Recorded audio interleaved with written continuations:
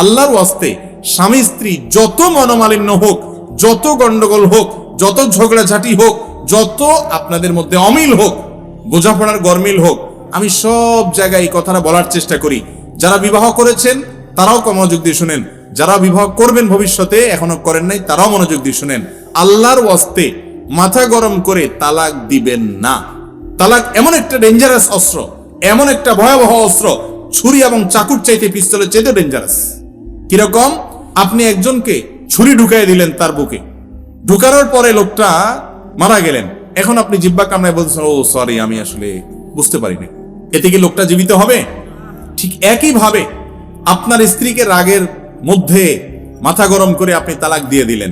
অনেক লোক ফতোয়া দেয়, যারা আলেম তো না, অনেক সময় মুসলমানও কিনা সন্দেহ, তারা ফতোয়া দেয় রাগের মাথায় তালাক দিলে কি হয় না? তালাক হয় না। আমি বলি তালাক কি কেউ মহব্বত করতে করতে দেয়? ভালোবাসার চোটে স্ত্রীকে ডাইকায় না তালাক দিয়ে দেয়? আরে ভাই তালাক দেয়ই তো কিসে? কিন্তু তাই বলে রাগ হলেই তালাক দিবেন না।